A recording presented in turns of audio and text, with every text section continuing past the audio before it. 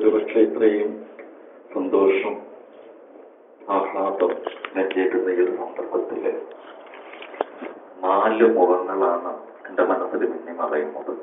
ആ 4 ഓർമ്മകളെയും ഒരു 5 നിമിഷം കൊണ്ട് ചേർത്ത് പിടിക്കുക, നിങ്ങളോടൊപ്പം പങ്കിടാൻ ഈ അവസരത്തെ ഉപയോഗിക്കുക. മനസ്സിന് ഹൃദയത്തോട് ചേർത്ത് വയ്ക്കുന്നു. നേരത്തെ പറഞ്ഞതുപോലെ എവിടെ വെച്ചും ഈ പുസ്തകം പ്രകാശനം ചെയ്യാമായിരുന്നു. പക്ഷേ ജോസൻ മണിമല എന്ന സുഹൃത്തിനെ വിളിച്ചിട്ട് ഞാൻ ചോദിച്ചൊരു ചോദ്യം, എനിക്ക് ചെന്നൈയിൽ വെച്ചിട്ട് പ്രകാശനം നടത്തിത്തരാൻ സാധ്യതയുണ്ടോ എന്നായിരുന്നു. ജോസൻ മണിമല വഴി ശ്രീകുമാർ സാറിലെത്തുകയും മനസ്സ് എന്നൊരു കൂട്ടായ്മയിലേക്ക് എത്തുകയും അതിന്റെ ഭാഗമായിട്ട് ഇത്രയും വളരെ ഗംഭീരമായ കനമുള്ള കാതലുള്ള ഒരു സദസ്സിന്റെ മുമ്പിൽ, ഒരു കൂട്ടായ്മയ്ക്ക് മുമ്പിൽ തീമരത്തണൽ പ്രകാശിതമാക്കുമ്പോൾ ഏറെ സന്തോഷവും ബഹുമാനവും ഉണ്ട്. എൻ്റെ എഴുത്ത് ജീവിതത്തിൽ എന്നും നെഞ്ചോട് ചേർത്ത് പിടിക്കുവാൻ ഈ സന്ദർഭം ഉറപ്പായിട്ടും സാക്ഷ്യമായിട്ടും. ഈ ഒരു സന്ദർഭത്തിൽ എന്നെ സംബന്ധിച്ചിട്ട് ഞാൻ പറഞ്ഞ 4 മുഖങ്ങളെ ഞാൻ ഓർത്തെടുക്കുക. ഒന്ന്, 36 വർഷങ്ങൾക്കപ്പുറമുള്ള 10 വയസ്സുള്ള ഒരു കുട്ടിയുള്ളവർ. ഒരു പക്ഷേ ചില പുസ്തകങ്ങള്, ചില അനുഭവങ്ങള്, ചില മനുഷ്യര് നമ്മുടെ ജീവിതത്തെ മാറ്റി മറിച്ചേക്കും. നാം സങ്കല്പിച്ചതിൽ നിന്നും, നാം സ്വപ്നം കണ്ടതിൽ നിന്നും നമ്മുടെ ജീവിതത്തെ മാറ്റിമറിക്കുവാൻ ചില വായനകൾ, ചില പുസ്തകങ്ങൾ, ചില മനുഷ്യര്, ചില അനുഭവങ്ങൾ നിമിത്തമാവും. അതിന് എൻ്റെ ജീവിതത്തെ മാറ്റിയെടുക്കുവാൻ നിമിത്തമായിട്ടുള്ളത് 1980, 36 വർഷങ്ങൾക്കപ്പുറത്ത് കണ്ണൂർ പോലീസ് മൈതാനിയിൽ തവളച്ചാട്ട മത്സരത്തിൽ 2ാം സ്ഥാനം വാങ്ങിയ ഒരു 10 വയസ്സുകാരനാണ്. 36 വർഷം മുമ്പ് കണ്ണൂർ പോലീസ് മൈതാനിയിൽ ശിശുദിനത്തില് കുട്ടികളുടെ മത്സരം നടക്കുമ്പോൾ 100 മീറ്റർ ഇപ്പുറത്തുള്ള ഒരു ഹോട്ടലിലെ 4 രൂപ ജോലിക്കാരനായിരുന്നു ഞാൻ. 4ാം ക്ലാസ്സിൽ പഠിക്കുമ്പോൾ പഠനം ഉപേക്ഷിച്ച്, പഠിപ്പിക്കാൻ ആരുമില്ല, പഠിക്കാനുള്ള സാഹചര്യങ്ങളില്ല, കളിയാക്കലും പരിഹസിക്കലും ആയിരുന്നു എനിക്ക് കിട്ടിയ ഏറ്റവും വലിയ ആദ്യത്തെ സമ്മാനങ്ങൾ. ആ സമ്മാനങ്ങളെ സ്വീകരിച്ചുകൊണ്ട് ഒരു 4ാം ക്ലാസ്സിൽ പഠിക്കുന്ന കുട്ടി വീട് വിട്ടിറങ്ങുകയും ഏതോ വണ്ടിയിൽ കയറി കണ്ണൂരിലെ പള്ളിക്കുന്നിൽ ചെന്നിറങ്ങുകയും ഒരു ഹോട്ടലിൽ ജോലിക്ക് നിന്നുകൊണ്ടിരിക്കെ പിന്നാമ്പുറത്ത് പ്ലേറ്റും പാത്രങ്ങളും കഴുകിക്കൊണ്ടിരിക്കുന്നതിനിടയിലാണ് 100 മീറ്റർ അപ്പുറത്തുള്ള ഗ്രൗണ്ടിൽ കുട്ടികളുടെ മത്സരം കാണുന്നത്. ഹോട്ടൽ മുതലാളിയോട് ചോദിച്ചപ്പോൾ പോകാൻ സമ്മതിച്ചില്ല. പക്ഷെ ഞാൻ പുറത്തിറങ്ങി പിൻവഴിയിലൂടെ ആ ഗ്രൗണ്ടിൽ ചെന്ന് കുട്ടികളുടെ മത്സരം നടക്കുമ്പോൾ ഞാൻ ചോദിച്ചെന്നെ മത്സരിപ്പിക്കാവോ? സംഘാടകർ സമ്മതം തന്നു. തവളച്ചാട്ടത്തിൽ മത്സരിച്ച് 1ാം സ്ഥാനം കിട്ടി. അങ്ങനെ 1ാം സ്ഥാനം കിട്ടിയപ്പോഴത്തെ ഗ്രൗണ്ടിൽ 3 പീഠങ്ങൾ, 1, 2, 3 സമ്മാനം വാങ്ങിയാൻ എഴുതിയ പീഠങ്ങളിൽ കയറി നിന്നപ്പോൾ 2ാം സ്ഥാനക്കാരനായി കുട്ടി ചോദിക്കുന്നു, ഏത് ക്ലാസ്സിലാണ് പഠിക്കുന്നത്? ഏത് ക്ലാസ്സിലാണ് പഠിക്കുന്നതെന്ന ചോദ്യം ഉത്തരമില്ലാതെ കണ്ണു നടന്നു. ഉത്തരം പറയാനായില്ല. അവനോടൊന്നും പറയാതെ ആ സമ്മാനം വാങ്ങി നെഞ്ചോട് ചേർത്ത് ഹോട്ടലിന്റെ പിന്നാമ്പുറത്തൂടെ കയറി ഒരു പ്ലാസ്റ്റിക് കവറിൽ ശേഷിച്ചിരുന്ന ഉടുപ്പ്, പിന്നെ ഉടുപ്പ് എടുത്ത് നെഞ്ചോട് ചേർത്ത് തിരികെ ടീക്കുനിയിലേക്ക് വന്നപ്പോൾ സ്കൂളുകാർ ചേരാവനെ പഠിച്ച ചേരാവരി സ്കൂളിൽ ഒരു അധ്യാപകർ എന്നെ പഠിപ്പിക്കാൻ തയ്യാറായില്ല. 2 വയസ്സ് കൂടുതലാണ്, ഗുരുത്തക്കേടാണ്, ഭ്രാന്തന്റെ മകനാണ്, വേറൊരു പേരും കൂടെ ഉണ്ടായിരുന്നു, പറയുന്നില്ല, എഴുതിയിട്ടുണ്ട്. അങ്ങനെയുള്ള ഒരാളെ സ്കൂളിൽ ചേർക്കലൊന്നും ഉണ്ട്. പക്ഷെ അവിടെ മനുഷ്യസ്നേഹിയായ മലയാളം പഠിപ്പിച്ച ഒരു അധ്യാപകൻ അദ്ദേഹത്തിന്റെ നിർബന്ധപ്രകാരം വീണ്ടും പഠിക്കേണ്ട അവസരം തന്നു. പിന്നീട് വാശിയായിരുന്നു. ഇതിൽ എല്ലാ ക്ലാസ്സിലും 1ാം മകനാകാനുള്ള വാശി, പുസ്തകങ്ങളെ നെഞ്ചോട് ചേർക്കാനുള്ള വാശി.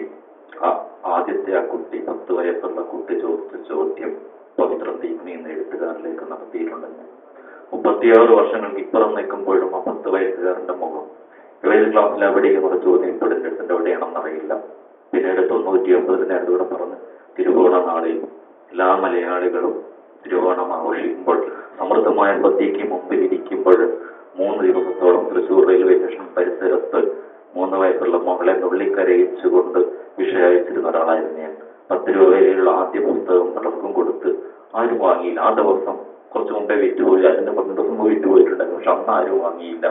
അവസാനം ഭാര്യയോട് ചോദിച്ചു എന്ത് ചെയ്യും? ശാന്ത പറഞ്ഞൊരു മറുപടി, ശാന്ത എന്നാണ്, ശാന്ത പറഞ്ഞൊരു മറുപടിയുണ്ട്, ഇങ്ങനെ എന്തിനാണ് ഒരു ജീവിതം, നോക്കി അവസാനിപ്പിക്കും. ഞങ്ങൾ രണ്ടുപേരും മക്കളെയും ചോറിലിട്ട് ഉളക്കി കിടത്തി. വടക്കോട്ട് നടന്ന് പൂങ്കുന്നൂട്ടിനടുത്ത് കുറ്റിക്കാട്ടിന് വെച്ച് കിടത്തി. 3 വയസ്സുള്ള മകൾ എഴുന്നേറ്റ് പറഞ്ഞു, ഒരു ഗ്ലാസ് വെള്ളം വേണം, ഈ വെള്ളം മതിയാവും.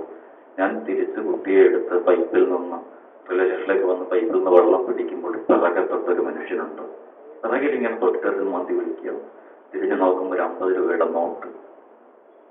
ഞാൻ ആ മനുഷ്യനോട് പേര് ചോദിച്ചു. ആർത്തിയോടെ പൈസ വന്നിട്ട് പേര് ചോദിച്ചു. അയാൾ പറഞ്ഞു, മജീദ് എന്നാണ് എൻ്റെ പേര്, ഞാൻ ചെങ്ങന്നൂരിലേക്ക് പോകുന്ന ആളാണ്.